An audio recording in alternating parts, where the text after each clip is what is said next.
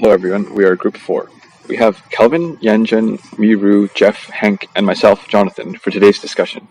Today we will be going over information technology-enabled globalization and the arguments against it making the world a better place. The focus of these discussions will be on the drawbacks of IT-enabled globalization, specifically those with socio-economical, political, cultural, and ethical implications. Before we begin, let's first define globalization and how information technology has enabled it to become ever more pervasive in today's society. Globalization is defined by Merriam-Webster as the state of being globalized, especially the development of an increasingly integrated global economy marked especially by free trade, free flow of capital, and the tapping of cheap foreign labor markets. Information technology enables globalization even further by allowing near instantaneous communication and transfer of information across the world. Information is now accessible almost anywhere on the planet with a touch of a button, or even just a voice on your smart devices and computer. The barrier of entry to publish and distribute information is almost none, as anyone can easily post articles and comments on blogs, wikis, and other online media. Governments, company, and organization can now monitor and manage operation across the world with ease, leading to an increasingly integrated global economy and society. One of the biggest issues of IT-enabled globalizations on socioeconomics is the income inequality between developed and developing countries, and how globalization increases the socioeconomic gap between the wealth and the poor. One study by the World Bank found that globalization benefited the majority of the population, but only made things worse for the bottom 40% of the population. For example, foreign investment in poor nations does not always increase the standard of living for the locals. Infrastructure is often geared towards resource extraction, and skilled jobs are imported rather than trained locally. At the same time as company outsources and invest abroad, sectors of the local economy are being left behind, coupled with increased global competition in service, production labor, and the lost jobs being replaced by automation and high-skilled labor. There are certainly segments of the population that are dissatisfied with the effects of globalization and call to implement protectionist policies to reverse this. Here are some examples seen today.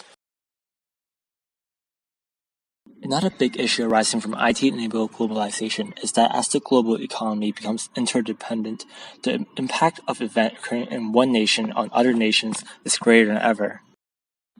The collapse in one economy can trigger the collapse of others, as seen in the Great Depression, the 1997 Asian financial crisis, and most recently the 2008 financial crisis that was triggered by a crisis in the US subprime mortgage market. The information technology-enabled globalization produces monopoly power by large transnational firms over local economies. People in developing countries say that the power of the companies in international markets is increasing while it is weakening the bargaining power of the developing countries. The rapid advancement of information technology and globalization has also increased the digital divide between the rich and the poor. Developing countries without access to the advances in information technology are left behind from most of the benefits that IT brings, while exposed to its cost. Here's a world map where the dark red color shows countries with little internet access. Now let's look at the political aspect of IT-enabled globalization. With IT-enabled globalization, foreign groups and individuals are able to make political influences. There were some cases where foreign governments used information technology like social media applications to influence elections in other countries. During the 2016 US presidential election, there was a group in Russia who created 1,062 Twitter bots in order to promote Donald Trump.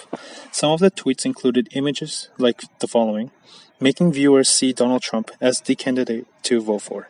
By retweeting posts as this with these numerous bots, more people are exposed to the meddling, resulting with a skewed votes. Current President of Russia, Vladimir Putin, also stated that he is worried that US might cause problems in the 2018 Russian election because of the unknown Russian group meddled with US election. The purpose of democracy is so that citizens will vote who they think will represent the country best, not who they think is more popular and visible in social media. With IT-enabled globalization, it has become difficult for the government to become truly democratic. With the tightly knitted global economy due to globalization, political and economic affairs are also becoming increasingly intertwined. Key political blocs and policies can be swayed by foreign-controlled economic interests. Foreign government and companies can take advantage of weak, corrupt governments and use economic interests to gain favorable policy towards them, at the cost of the local populace who might not benefit from these policies. Now, let's take a look at the cultural impact of IT-enabled globalization. The global village that we have today is made possible with IT, but it also has led to fear that certain cultures would dominate over weaker ones, and that cultures would lose their distinctiveness. For example, the influence of US is prevalent to all the young teenagers all over the world, such as the way they act, dress, behave, and think. However, it may cause even more significant generation gap between them and their parents, since older generation typically worry more about the impact of foreigners on their traditional ways of life.